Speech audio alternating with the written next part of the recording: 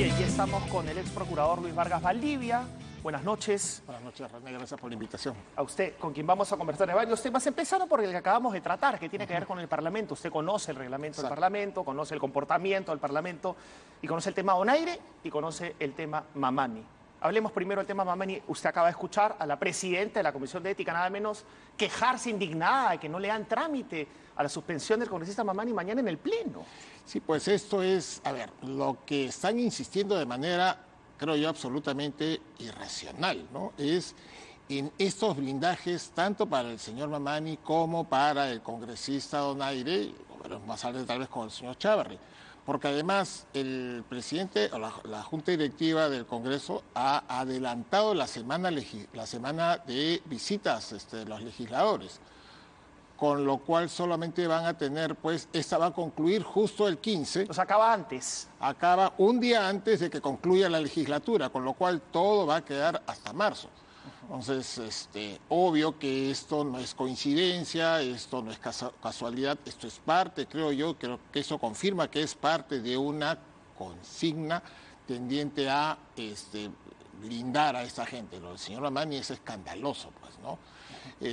Pero también lo del congresista Donaire, los argumentos que han dado para pretender no cumplir una sentencia del Poder Judicial son absurdos, ¿no es cierto?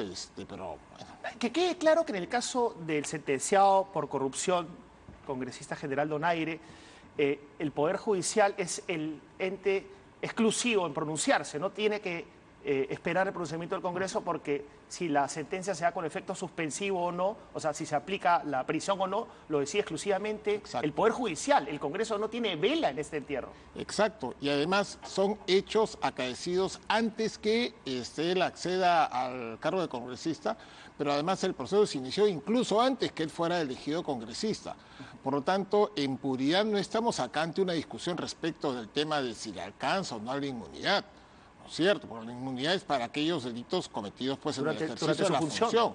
Acá el trámite que se sigue es el levantamiento del fuero a efectos de que cumpla la pena. Como cualquier mortal. Como cualquier mortal. Él ha sido condenado, es cierto, ha interpuesto un recurso de nulidad, pero ese recurso impugnatorio ha sido concedido sin efecto suspensivo. O sea, no suspende los efectos de la sentencia, no para hablar a los que no efectos son de la abogados, sentencia, ¿no? Y no los suspende, porque así lo establece el Código de Procedimientos Penales, que es el antiguo código. Con el que fue juzgado. Exacto. Pedir al Poder Judicial que suspenda la ejecución, ¿no es cierto?, es inadecuado. Pero además, como muy bien señalas, quien debe decidir si suspende o no es el Poder Judicial. Es una intromisión clarísima de un poder a otro. Claro entonces. Que sí, están violando la propia Constitución, que impide, ¿no es cierto?, en la intromisión de cualquier órgano constitucional en las decisiones del Poder Judicial.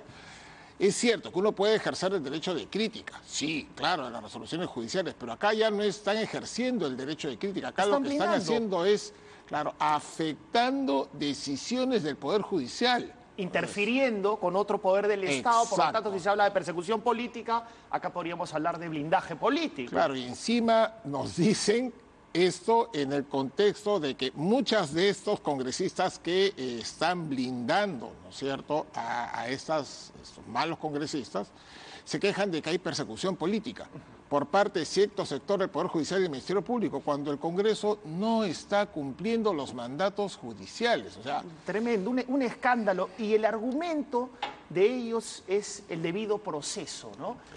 No, digamos, están equiparando los procesos políticos con un proceso garantista del ámbito penal y procesal penal, ¿no? ¿O son equiparables? No. Ya el Tribunal Constitucional ha señalado claramente, pues, lo que se debe entender como debido proceso, y que estos supuestos se extienden también a los procedimientos que sigue el Congreso respecto de personas particulares. Pero eso no es el supuesto, nuevamente. No estamos discutiendo acá un tema de inmunidad como erróneamente se señala. Acá lo que se pretende introducir a discusión es si un congresista condenado por el Poder Judicial por hechos acaecidos con anterioridad al ejercicio del cargo de congresista debe o no debe cumplir la pena. ¿Por qué el congresista tiene un trato distinto en este caso que el resto de los mortales? ¿Porque se amigo de tu vino? O porque tienen algún acuerdo tal vez bajo la mesa, no lo sé. Pero esto es Pero llama a las realmente... sospechas Claro sin que duda, sí. porque tiene que haber pues una causa y un efecto aquí, ¿no? Como también el tema del fiscal, vamos a salir del ámbito del Congreso, aunque están relacionados para ir al ámbito del Ministerio Público, la Fiscalía. José Domingo Pérez ha sido denunciado, ¿no? Ha sido denunciado por supuestamente haber filtrado el interrogatorio a su jefe, al jefe del Ministerio Público, el fiscal de la Nación, Pedro Chávarri, a un diario de circulación nacional. Si esto es así, hay que abrirle proceso disciplinario también al fiscal de la Nación porque él ha filtrado las declaraciones, por ejemplo, del señor Thorne, del exministro Thorne, a quien yo defiendo, sus declaraciones y las declaraciones del testigo que concurrió. ¿La filtró él, el fiscal Chávarri? Aparecieron al día siguiente de la diligencia en un medio de comunicación social. Nosotros no tenemos copia. ¿Quién la pudo haber filtrado? Única y exclusivamente el Ministerio Público, en tal sentido. Si se pretende sancionar al fiscal, ¿no es cierto?, José Domingo Pérez, habría que empezar a sancionar al fiscal de la Nación.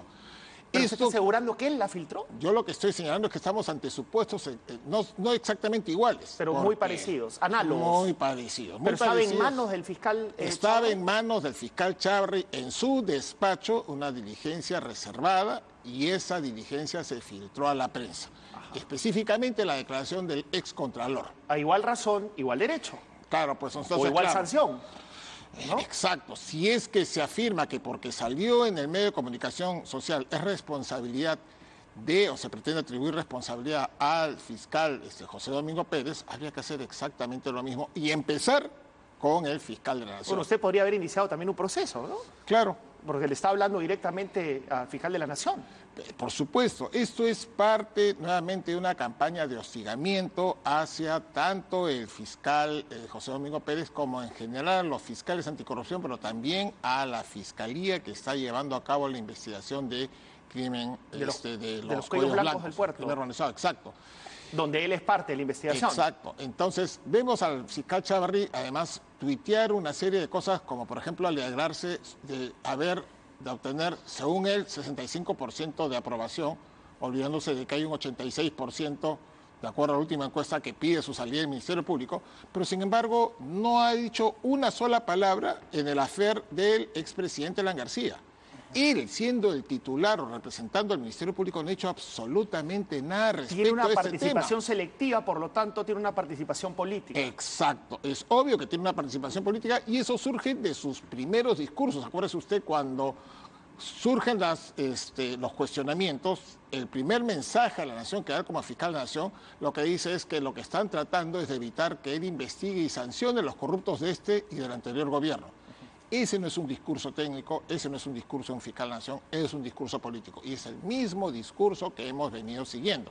En tal sentido, resulta pues lamentable que en lugar de impulsar estas investigaciones que son de reconocimiento, no solo nacional, sino internacional, han tenido que salir los fiscales de Brasil, del caso Lava Jato, para respaldar la actuación de los fiscales que se encuentran bajo... Eran cuestionados por sus propios compañeros. Exacto. Pero es que estos fiscales, hablemos de José Domingo Pérez, por ejemplo, también cuestionan a sus propios compañeros a la inversa, ¿no? O sea, vemos el enfrentamiento entre José Domingo Pérez y el coordinador de extradiciones, Peña Cabrera. Claro. Entonces hay acusaciones mutuas y eso no es saludable. Y la actuación también del fiscal de la Nación, llamando a José Domingo Pérez y a los fiscales como sus inferiores, o sea... Él no es superior a nadie, o sea, ahí hay una clara confusión.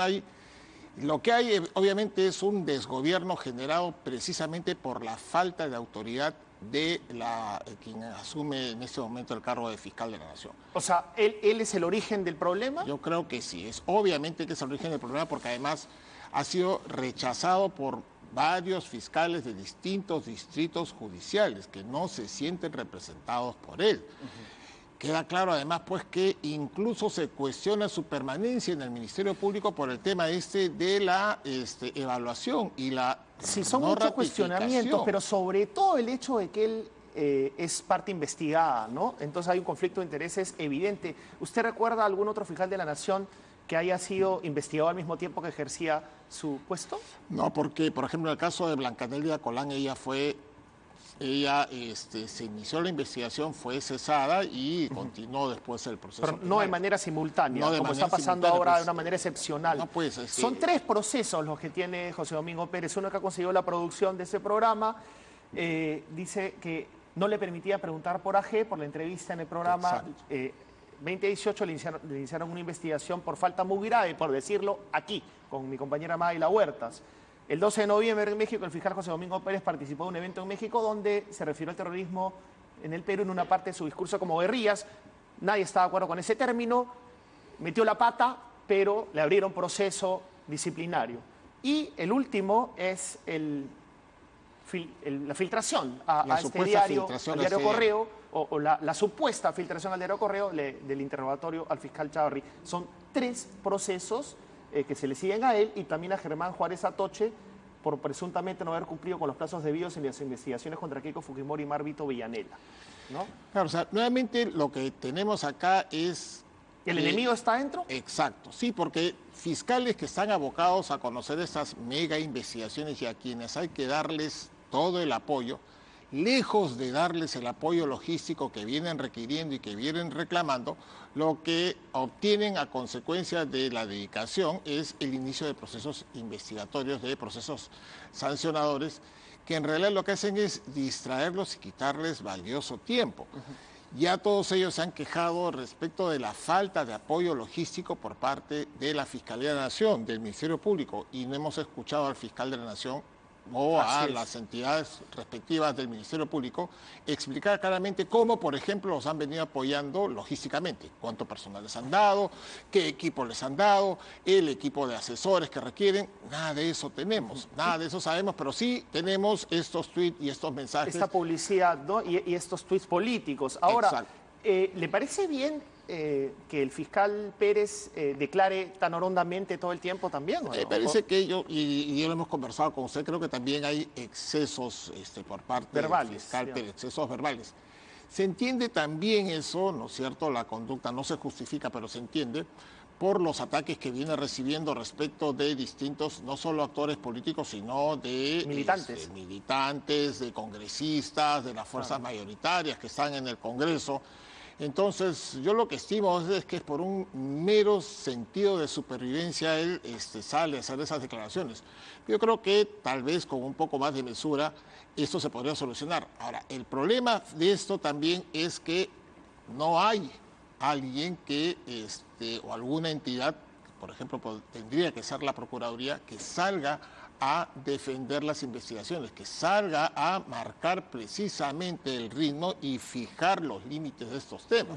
Entonces, claro, ellos, los fiscales, se encuentran desamparados porque ¿a quién pueden recurrir para que ejerza su defensa mediática? ¿Al fiscal de la Nación?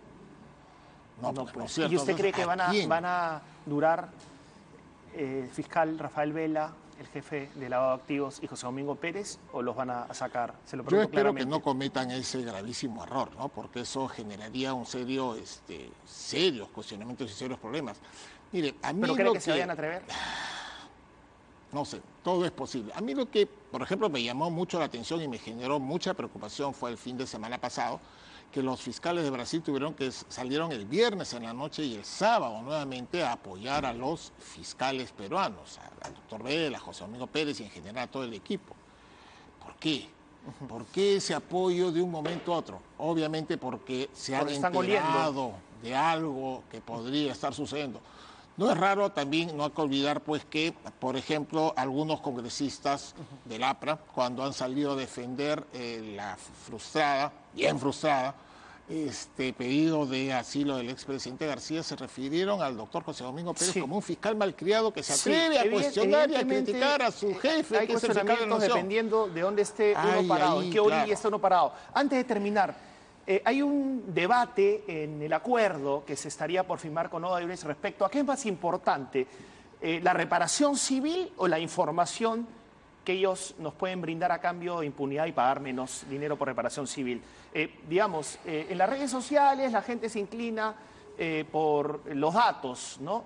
pero también hay un sector que prefiere la reparación civil, ¿no? Entonces, ¿cómo zanjaría usted ese debate fundamental? El procedimiento de colaboración eficaz lo que busca, ¿no es cierto?, es un procedimiento dirigido a culpables de comisión de delito.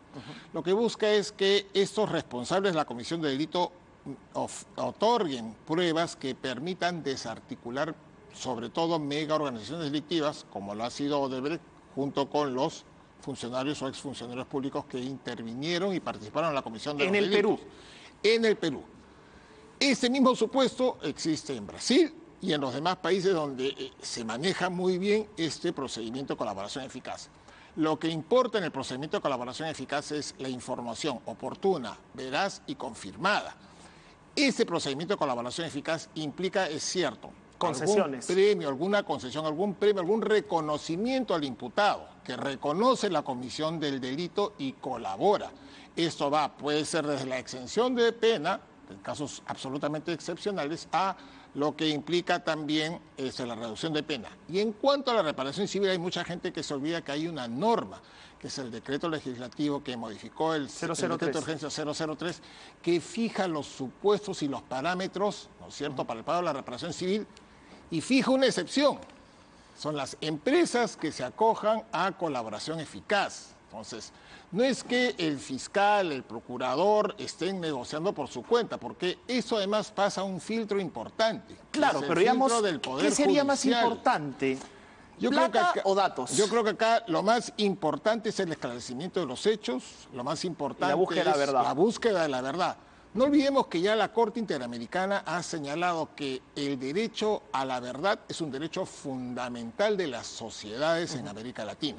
Entonces, eso es importante, cumplir con ese derecho. Es cierto, la reparación civil es importante, pero yo creo que más importante que la reparación civil es el acceso a la verdad, es esclarecer los hechos y es el desenmascarar a los responsables de estos graves delitos. Porque, para que no vuelva a suceder, ¿estamos de acuerdo? ¿Cuánto se fijará de reparación civil? ¿Cuánto estamos discutiendo de reparación civil respecto a Odebrecht? 300 millones de soles, tal vez, 500, ¿no? 800. Sí. ¿Cuál es el perjuicio que ocasionan estos corruptos al Estado? Mucho más. Miles de millones de dólares. Esto es lo más importante. Clarísimo, doctor Luis Vargas Valdivia. Muchísimas gracias por su presencia en 2018. Era el ex procurador Luis Vargas Valdivia.